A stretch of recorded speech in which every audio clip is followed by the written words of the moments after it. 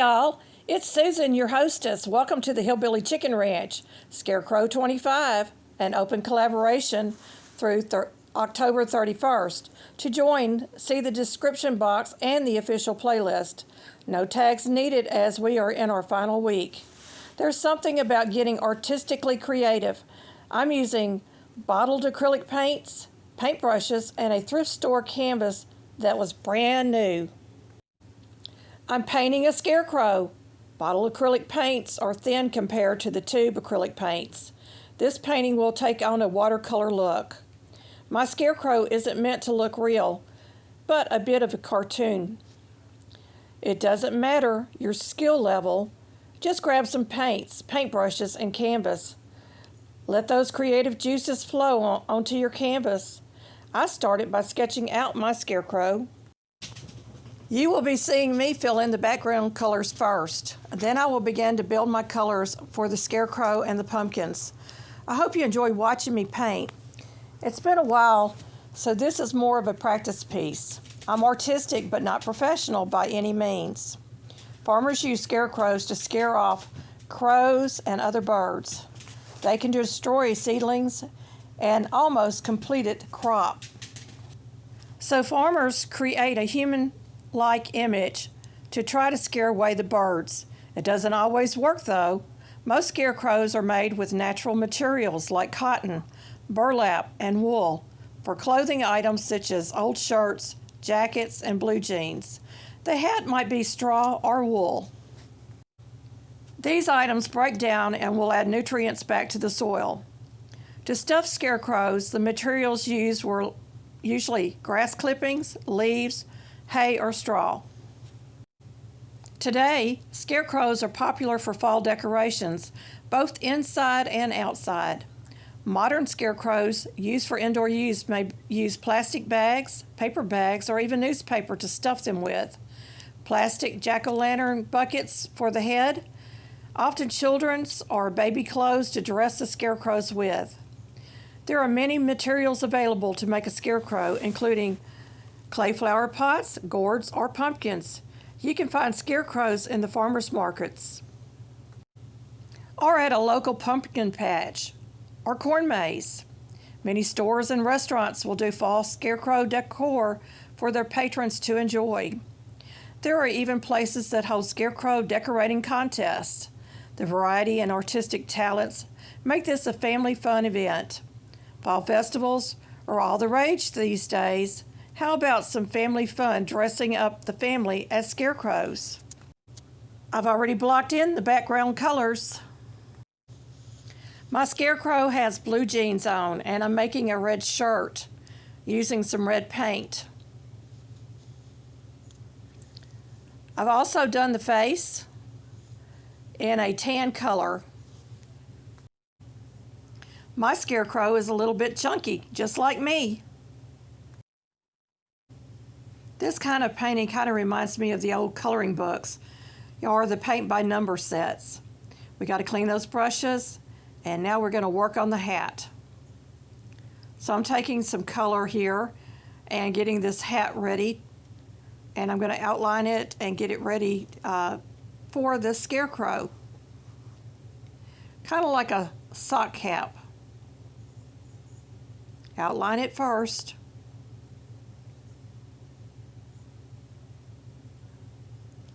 We got to get it all colored in.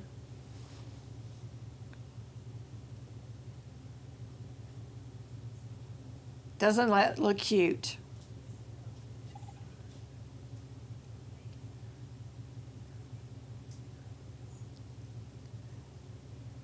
Okay, I'm adding a little bit of shading.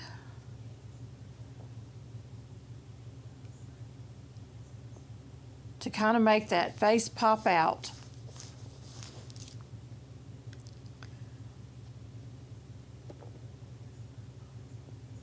Now I'm going to color in the pumpkins because he's in a pumpkin patch. So I'm going to be layering colors over this. You'll see several layers because, like I said, this paint is kind of like watercolor, and it is, see-through. So we want to make sure that we've got a good color on there. And I'm just kind of placing some pumpkins on here randomly and in different directions. May not look like it, but you'll see in a moment. Always got to have that one off the edge of the page or the canvas to look like it continues on. I'm also going to be adding a little bit of red and white along the way to these pumpkins. So right now I'm just trying to get the basic color in there, and here comes some white. Got to get that paper off these bottles. Now I'm going to get in here and I'm going to put in all the straw for the neck, the hands, the feet, and for the hair. So I'm starting with a layer of yellow. I know it's kind of hard to see on this camera, but it is yellow. Let's see what we're going to do now. I've got the green out, it looks like. Oh yeah, we're going to do the pumpkin stems on our pumpkins. So we're going to get those done. That kind of gives you the idea of the direction that the pumpkins are laying. Just a little stem there on each one of the pumpkins to make it look like a pumpkin and not just a orange blob on the page.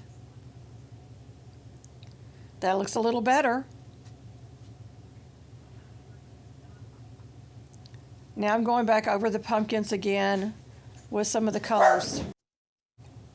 Our scarecrow is starting to flesh out, and so is our painting.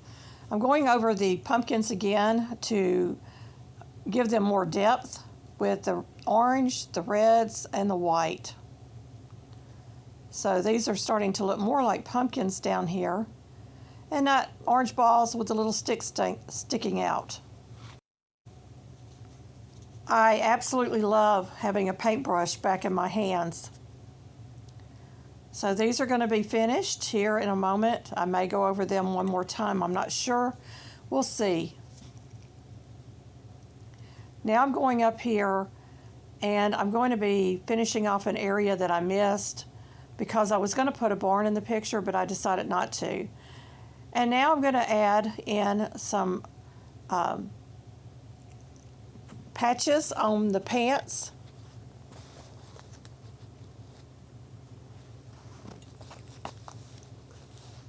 And kind of clean up my pants there, the edges of the pants. We're going to be adding a little more depth to them as well, I do believe. So I'm bringing in a darker blue. And just kind of making it a little bit darker and, you know, kind of like what a blue jean would look like. You may notice that I move around from spot to spot on my canvas because I'm allowing areas to dry. Acrylic paints dry rather quickly, and I'm working on the clouds here to give them a little more depth. So I'm going to be using some blues and white paint there to kind of break that up and make it look more realistic.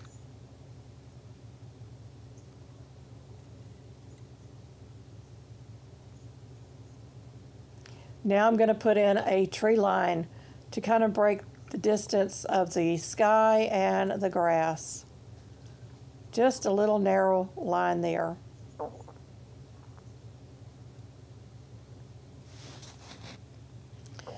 And I'm adding in some scraggly little weeds to kind of break up the area by the scarecrow and give it a little more eye appeal and more natural feel. Got to do it on the other side too.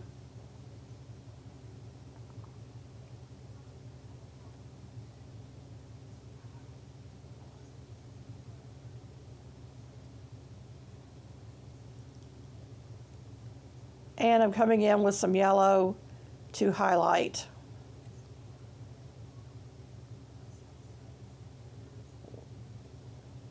Going to add in some grass.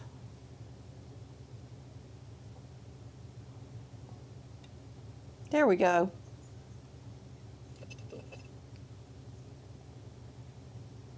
I'm going to mix some paint here. I need a brown, but I think I'm going to get something different. It looks like I got kind of a blue. We might use that, I don't know, but I'm going to do some brown here because we're getting ready to put in the fence. So I'm just drawing some lines with the brown. And I'm drawing more lines with a space between them because we got to put the post in there. Let's do the other side.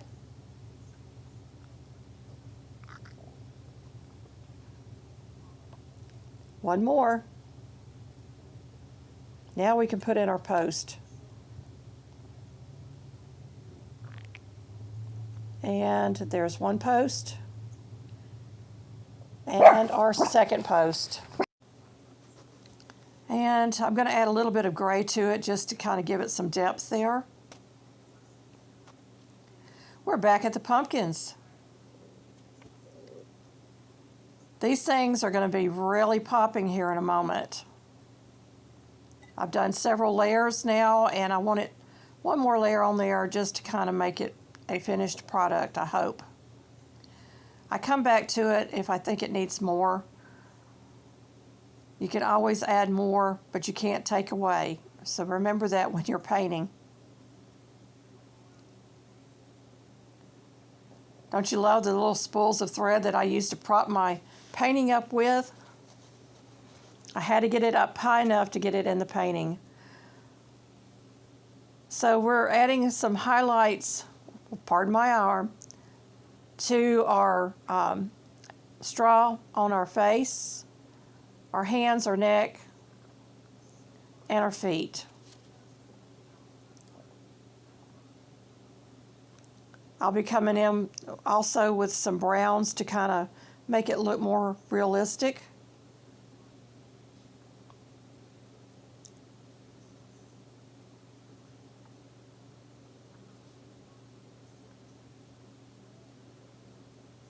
It's all about building the paint layers up when you're using this type of paint.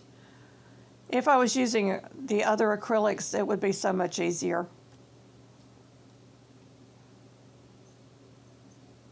Now we're putting in the eyes. And I'm using a darker color on the outside of the eyes for the lids. I will be putting in a blue eyeball in the eyes. It can see now. And we're going to go in with some orange for the nose.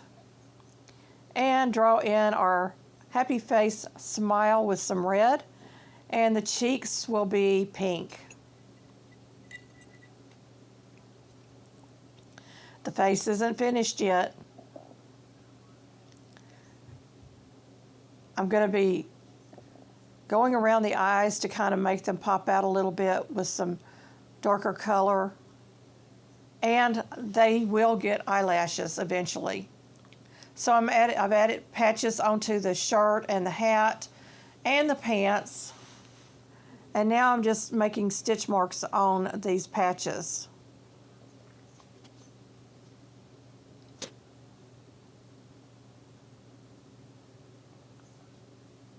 It's all about the details.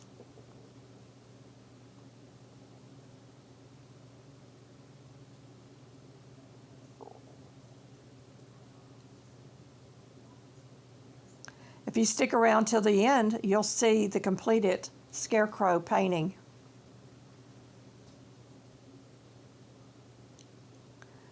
Add a little more brown to the straw. Now I think I'm going to draw in a tree. I'm going to be a little Bob Ross here. I decided I wanted a little pine tree over here in the corner. And I'm using some greens and some blues to create that little short tree because it's way out in the distance. And then because this is a fall-like picture, I'm taking yellows, my oranges, and my reds, and I'm going to make a tree line on either side. And then I'm going to add some brown towards the bottom of it, just to show that there's a break.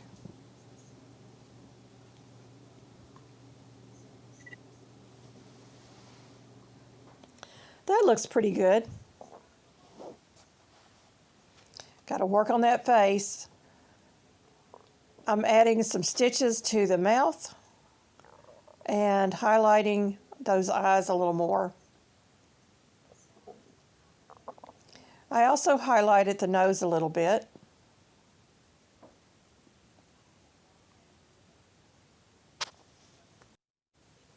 I'm adding some more details to the face,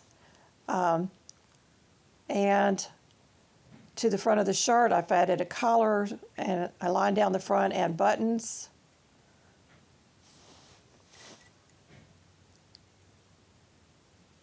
I didn't like this brush, so I'm going to change that brush out. And I'm going to just add some more grass down in through here, up around the fence posts. It's all about those little details to bring the picture all together.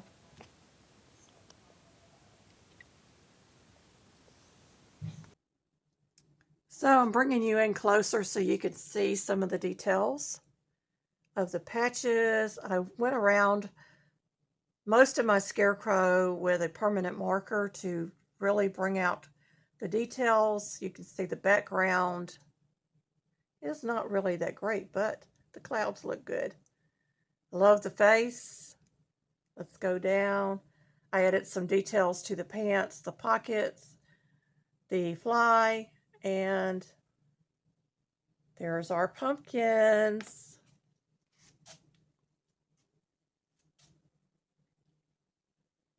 I hope you like my happy little scarecrow. Here's some content I think you might like. Thank you for visiting our homestead. Don't forget to like, subscribe, comment, hype, and share to help our small channel grow. See you next time for more simple living, frugal tips, and farmyard fun.